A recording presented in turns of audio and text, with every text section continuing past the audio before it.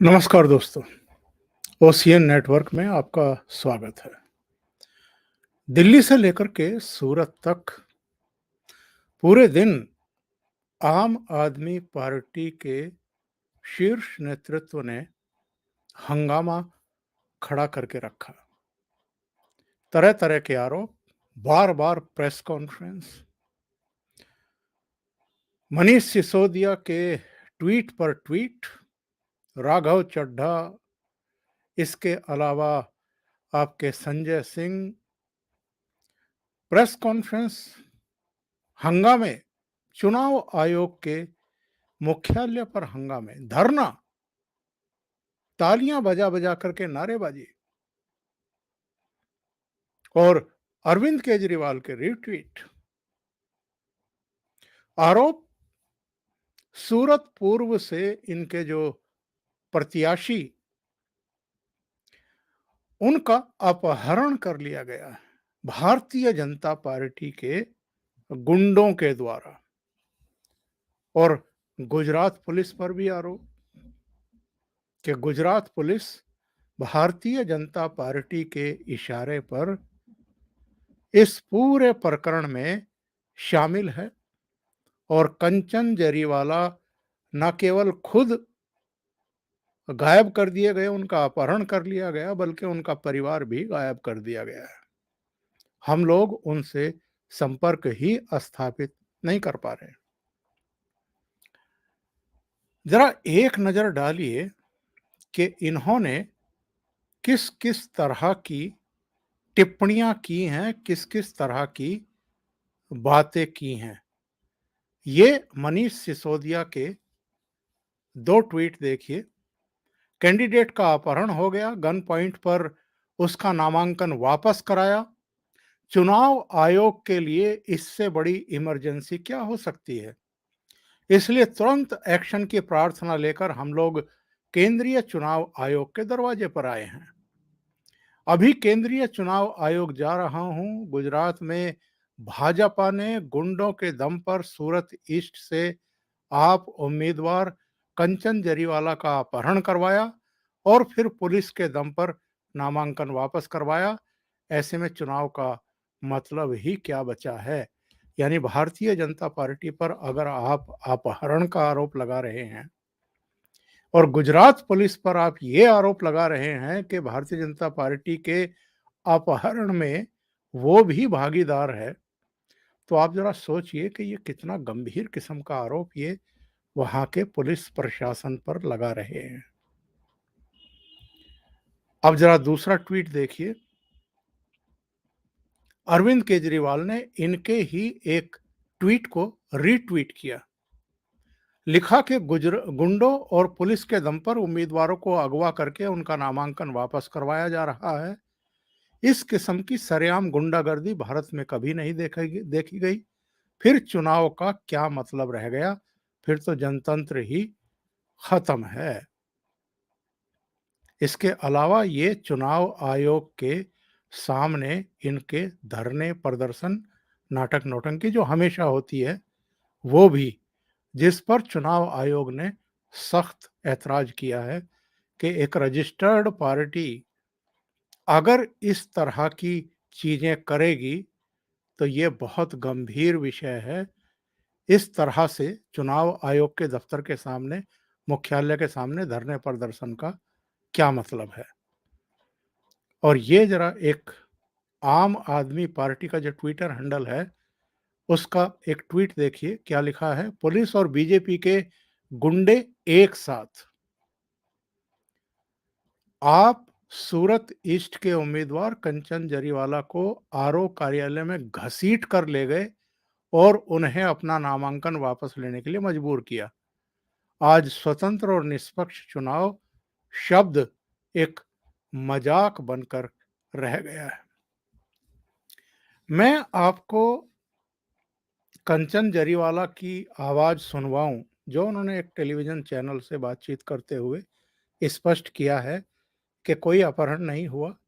मैं तो कई दिन से मानसिक तनाव से गुजर रहा था और लगातार फ़ोन पे फ़ोन आए जा रहे थे मेरे घर पर। मेरा तनाव, मेरे परिवार का तनाव और भी ज़्यादा बढ़ रहा था। जिस तरह के रिएक्शंस आ रहे थे, जब से मैंने आम आदमी पार्टी के कैंडिडेट के तौर पर नॉमिनेशन दाखिल किया, मेरे अपने समाज के लोग ही मेरे खिलाफ हो गए थे। वो कह रहे थे कि ये तो राष्ट्र विरोधी पार्टी है, आप किसके टिकट पर चुनाव लड़ रहे हैं? और उन्होंने मेरा साथ ही देने से मना कर दिया था। मैं अपने समाज में ही अलग-थलग पड़ता हुआ दिखाई दे रहा था और मैं गंभीर तनाव से गुज़र रहा था, तो मैं अपने परिवार के साथ जो है अपने रिश्तेदार के पास चला गया और वहाँ हम लोगों ने मंथन किया, आत्म-मंथन किया, चर्चा की आपस में कि भई क्या करना चाहिए? इस चीज़ से कैसे हम निकलें? लेकिन इन्होंने तो बवाल खड़ा कर दिया, इसको राष्ट्रीय स्तर पर ऐसे प्रचारित किया, जैसे भारतीय जनता पार्टी ने और भारतीय जनता पार्टी भी नहीं, भारतीय जनता पार्टी के गुंडों ने उनका अपहरण कर लिया है। अपहरण कर लिया जैसे कभी बिहार में या पूर्वी उत्तर प्रदेश में या कुछ और स्टेट्स में इस तरह की चीज़ें कई बार हो जाती हैं कि ब्लॉक प्रमुखी का चुनाव है, उसमें किसी को उठा लिया, अपने कब्ज़े में रखा। जिस दिन मतदान होना है ब्लॉक प्रमुखी का, उस दिन उसको बाहर लेकर के आए और अपने पक्ष में मतदान करा लिया। कुछ इस तरह की इन्होंने एक मतलब माहौल बना कर के और ये अ, प्रयास किया एक कि भारतीय जनता पार्टी को बदनाम किया जाए और अपने पक्ष में थोड़ा-सा एक वातावरण क्रिएट किया जाए। जबकि कहीं न कहीं पता इनको चल गया था कि कंचन जरीवाला चुनाव नहीं लड़ रहे हैं, नामांकन वापस लेने वाले हैं। और सूरत जहाँ से इनको एक संभावना दिखाई दी थी कि हम गुजरात में थोड़ा बहुत पैर जमा सकते हैं, क्योंकि सूरत में ही जब नगर निगम के चुनाव हुए थे तो आम आदमी पार्टी को वहाँ से 27 सीटें मिल गई थी, इनके 27 पार्षद चुन करके आ गए थे। तो सूरत को लेकर के तो और भी ज़्यादा संवेदनशील है। तो इन्होंने छाती पीटनी शुरू कर दी, झूठ बोलना शुरू कर दिया, अपहरण हो गया, अपहरण कर लिया गया हमारे प्रत्याशी का। खुद उस प्रत्याशी ने क्या कहा ये मैं पहले सुनवाऊँगा आपको, ये बाद में सुनवाता हूँ, लेकिन उससे पहले मनीष सिसोदिया ने क्या-क्या कहा है, ज़रा एक बार सुन लेते हैं। जी, जिनके बारे में मैंने अभी थोड़ी देर पहले आपसे बात की कि उनको बीजेपी के गुंडों ने उठा लिया है और कल से आरओ के दफ्तर के सामने से गुंडे उठा के ले गए थे। उनका ना फोन लग रहा था, फोन स्विच ऑफ था, परिवार का पता नहीं, घर पे नहीं। आज अभी अभी भारी पुलिस प्रोटेक्शन में उनको आरओ के दफ्तर लाया गया है। 500 पुलिस वालों में घेर के उनको आरओ के दफ्तर में लाया गया है और वहां उनको जबरदस्ती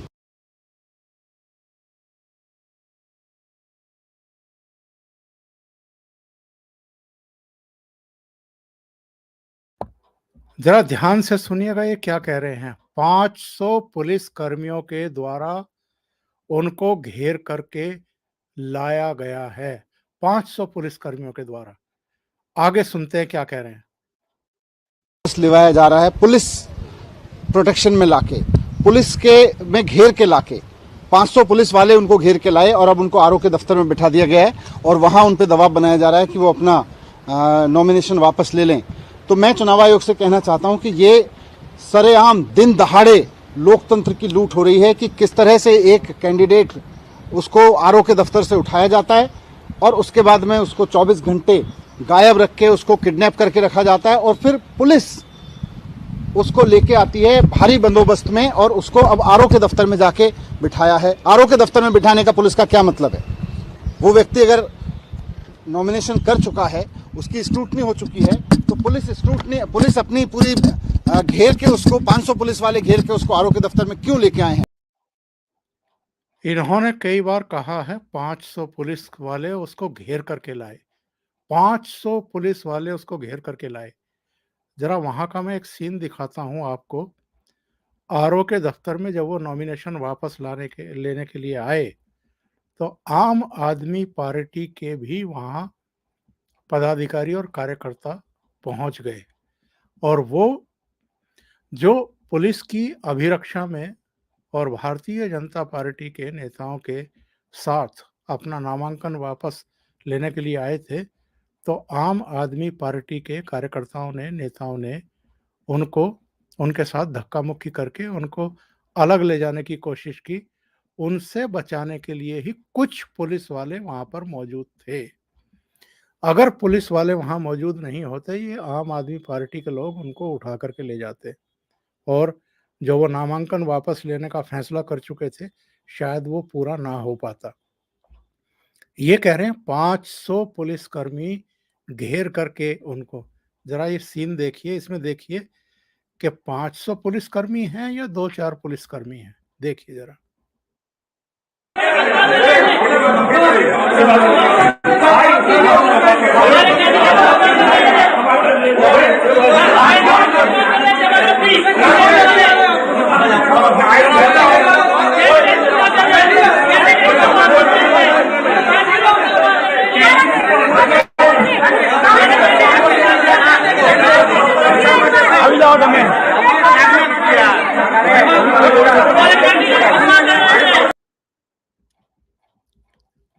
पांच सौ पुलिसकर्मी कहीं आपको दिखाई दिए क्या? ये हैं इनके झूठ, जो जिनका पर्दाफाश उसी समय हो भी जाता है। अब जरा उनका बयान भी सुन लीजिए, कंचन जरीवाला का, जिन्होंने नॉमिनेशन वापस लिया है। वो क्या कह रहे हैं, एक टेलीविजन चैनल से उन्होंने जो कहा है, जरा सुन लीजिए। है मैं मेरा फैमिली के साथ, मेरा सगा संबंधी के साथ मैं गया था। मैं मानसिक तनाव में आ गया था, तो रिलैक्स होने के लिए मेरे को कोई मेरे घर पे कोई परेशान करने नहीं आए थे। बस मेरा नॉमिनेशन वापस लेने का कारण है, तो मेरी संगठन टीम बहुत मेरे से बहुत विरोध कर रही थी। बोला आपको इलेक्शन में हम आपको साथ सापड़ नहीं देंगे, और बुट का कार्यकर्ता भी बहुत बड़ी बड़ी मांगनी कर रहे थे। मैं 3 दिन से मानसिक तनाव में चल रहा था। साफ तौर पर उन्होंने कहा कि मैं 3 दिन से मानसिक तनाव में था, क्योंकि मेरे अपने समाज के लोग मेरे खिलाफ हो गए थे। वो मेरी आलोचना कर रहे थे कि आप गलत पार्टी से कैंडिडेट बने हैं। जो मेरे सहयोगी थे, जो मेरे बूथ पे काम करने वाले थे, वो मोटी-मोटी रकम मांग रहे थे काम करने के लिए। कई तरह की चीजें थी जिसके चलते मैं तनाव में आ गया था। दूसरी बात यह है कि जो ये लोग एक हवा बनाने की कोशिश कर रहे हैं कि भारतीय जनता पार्टी डर गई और डर करके हमारे सूरत पूर्व के कैंडिडेट को गायब कर दिया, जिसका ये अपहरण कर दिया, ऐसे आरोप लगा रहे हैं। अगर ऐसा है तो फिर आपने ऐसा प्रत्याशी क्यों खड़ा कर दिया कि जिसका बड़ी आसानी से अपहरण हो जाए या कोई पॉलिटिकल पार्टी उसको प्रेशर में ले ले? और जैसा मैंने कहा कि दिल्ली से लेकर के और सूरत तक इन्होंने एक ऐसा सीन क्रिएट कर दिया और चुनाव आयोग के दफ्तर के सामने बैठ करके, मतलब नारेबाजी करना, धरना प्रदर्शन करना। 8 एमएलए के साथ मनीष सिसोदिया वहां पहुंच गए, जिस पर चुनाव आयोग ने भी ये कहा कि ये बहुत दुर्भाग्यपूर्ण है कि आपने नारेबाजी की और चुनाव आयोग का गेट जाम कर दिया। आने जाने वालों के लिए भी आपने जगह नहीं छोड़ी। रजिस्टर्ड और मान्यता प्राप्त पार्टी को ये सब करने की जरूरत नहीं थी, क्योंकि हम यहाँ बैठे ही इसलिए हैं कि अगर आपकी कोई दिक्कत है, समस्या है, परेशानी है, आप आइए, हम उसका समाधान करेंगे। और जो इन्होंने आरोप लगाए हैं उस पर भी चुनाव आयोग ने, जो सीईओ हैं गुजरात के, उनको दिशा निर्देश दिए हैं कि भाई आप इसकी जांच पड़ताल करिए और अगर कोई दोषी है तो उसके खिलाफ कार्रवाई करिए। लेकिन अब ये कह रहे हैं कि सूरत पूर्व की चुनाव प्रक्रिया रोक दीजिए। क्योंकि इनके कैंडिडेट ने नामांकन वापस ले लिया है, तो चुनाव आयोग से कह रहे हैं कि सूरत पूर्व की जो इस समय प्रक्रिया चल रही है चुनाव की, उसी को रोक दीजिए।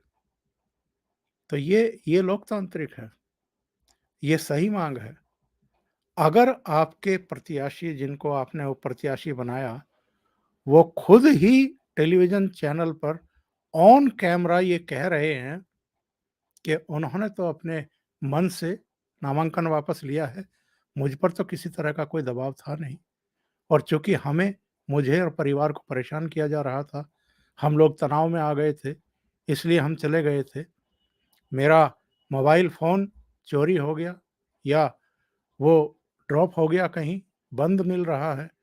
तो इसमें ये हल्ला काटना कि बीजेपी के गुंडों ने पुलिस के साथ उसका अपहरण कर लिया और 500 पुलिसकर्मी घेर करके उसको आरओ के दफ्तर में लाए और वहां उनसे नामांकन वापस कराया। मतलब खुद इनके ही कैंडिडेट ने इनके झूठ का गुब्बारा फोड़ दिया। मैं मेरा फैमिली के साथ मेरा सगा संबंधी के साथ मैं गया था। मैं मानसिक तनाव में आ गया था, तो रिलैक्स होने के लिए मेरे को कोई मेरे घर पे कोई परेशान करने नहीं आए थे। बस मेरा नॉमिनेशन वापस लेने का कारण है, तो मेरी संगठन टीम बहुत मेरे से बहुत विरोध कर रही थी। बोला आपको इलेक्शन में हम आपको साथ सापड़ नहीं देंगे, और बुट का कार्यकर्ता भी बहुत बड़ी बड़ी मांगनी कर रहे थे। मैं 3 दिन से मानसिक तनाव में चल रहा था। अभी के लिए इतना ही। बहुत बहुत धन्यवाद। अगर आपको ये चैनल और इसके कंटेंट पसंद आ रहे हैं तो लाइक करें, कमेंट करें, वीडियो को शेयर भी करें। अभी तक अगर आपने ये चैनल सब्सक्राइब नहीं किया है तो सब्सक्राइब कर लें और साथ में लगे बेल आइकॉन को दबा दें, ताकि आगे आने वाले वीडियो और उनके नोटिफिकेशन आप तक पहुंचते रहें। बहुत बहुत धन्यवाद। नमस्कार।